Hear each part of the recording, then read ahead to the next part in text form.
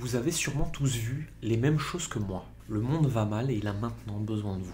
Nous perdons tous nos repères et plus que jamais, nous sommes dans le flou. L'âge d'or de ceux qui aident les autres pourrait bien avoir commencé. Mais attention, des pièges mortels se cachent aussi sans que vous y pensiez. Un pas de travers et c'est la prison, nous pourrions bien en tirer une ou deux leçons. C'est évident que psychologiquement, personne ne sortira indemne de cette crise.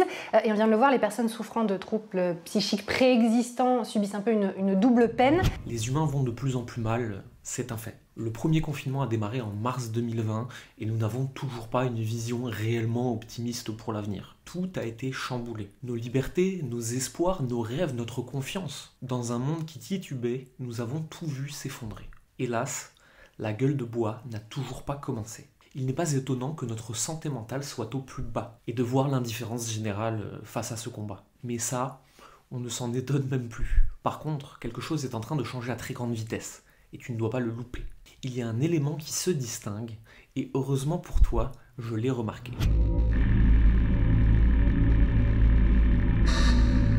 Les Français perdent confiance dans les professions médicales. Trop de mauvais praticiens, trop de doutes, trop d'hésitations. Oui, ce sont des humains, et d'ailleurs je les soutiens. Mais le coup près tombe, beaucoup de gens ne leur font plus confiance depuis un très long moment déjà. Et parmi ces praticiens de la santé, il y a ceux qui font encore peur. Ceux que l'on regarde de loin, du coin de l'œil. Psychologues, psychiatres, psychanalystes, ceux qui sont normalement garants de notre santé mentale. Garants de nous aider à aller mieux. Sauf qu'ils font encore trop peur à beaucoup de gens. Trop austères, pas assez humains, peut-être trop freudiens. Moi-même, j'avoue éviter les psys, alors que je suis suivi par des thérapeutes et des coachs depuis des années. Cela pourrait s'arrêter là, triste constat n'est-il pas? Sauf que non, j'ai une bonne nouvelle. Donc qui aimerait faire 50, 50, 97, 497, 95? Oui, je te kiffe, je vais impacter, je vais kiffer, je vais encaisser, je vais tout donner. Yes! Le monde du coaching ne s'est jamais porté aussi bien. Merci Tony Robbins, grâce à toi, des milliers de personnes veulent faire le bien. Our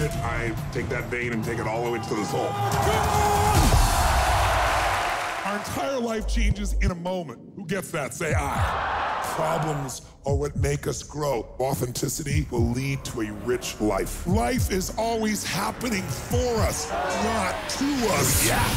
Everybody's got their thing and this is my thing.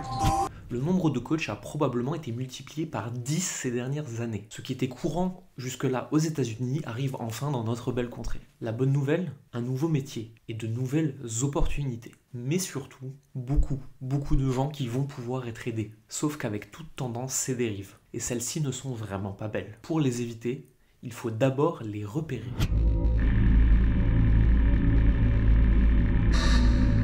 De mauvaises pratiques naissent et il va falloir ne pas les copier. Escrocs, danger. Si la plupart des coachs et thérapeutes sont réellement bien intentionnés, ce n'est pas le cas de toute personne qui arrive dans ce métier. Et pour ceux qui franchissent la ligne, la sentence.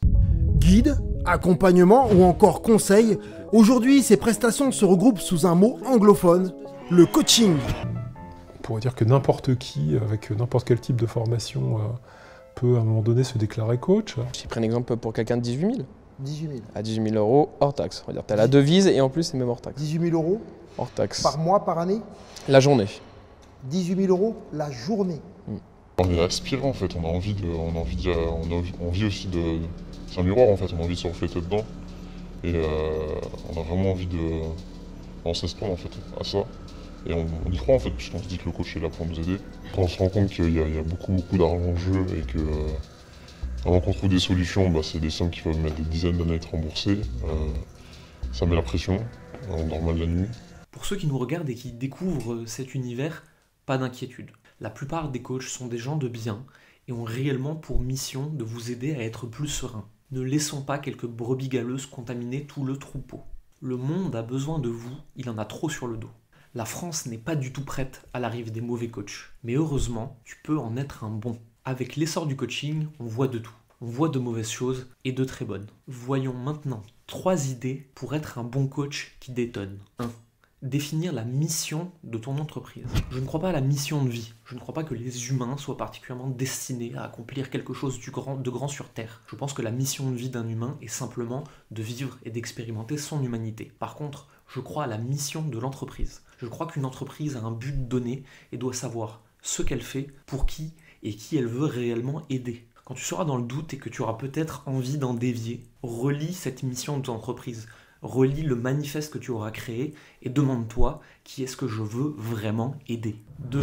Tu peux commencer avec l'empathie et l'humain, mais tu vas devoir développer des compétences. Ne sois pas comme ces coachs et ces thérapeutes caricatures qui pensent qu'ils peuvent tout résoudre, tout régler, simplement à partir de leur intuition et de leur expérience de vie. Oui, le coaching est un métier d'humain et d'empathie, mais tu vas avoir besoin de compétences de coaching, de compétences de communication, de compétences pour aider l'autre et aller à sa rencontre. Plus tu seras précis, pointu et compétent sur son sujet, plus tu auras de possibilités de réellement l'aider. Je te fais confiance, démarre de la façon qui est juste pour toi, mais surtout n'oublie pas de rester un élève tout le long du chemin et de demander de l'aide autour de toi.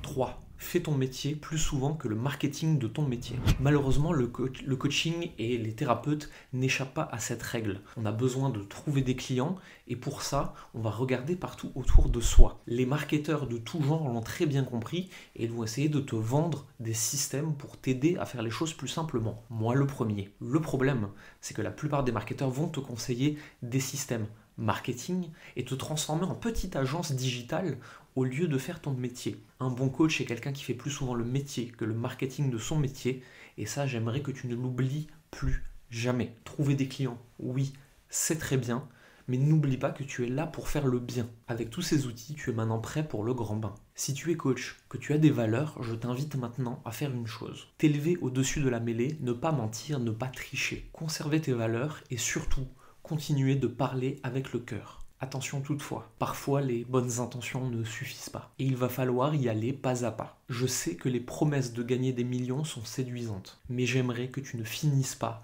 en bas de la pente. Alors maintenant, posons-nous cette question.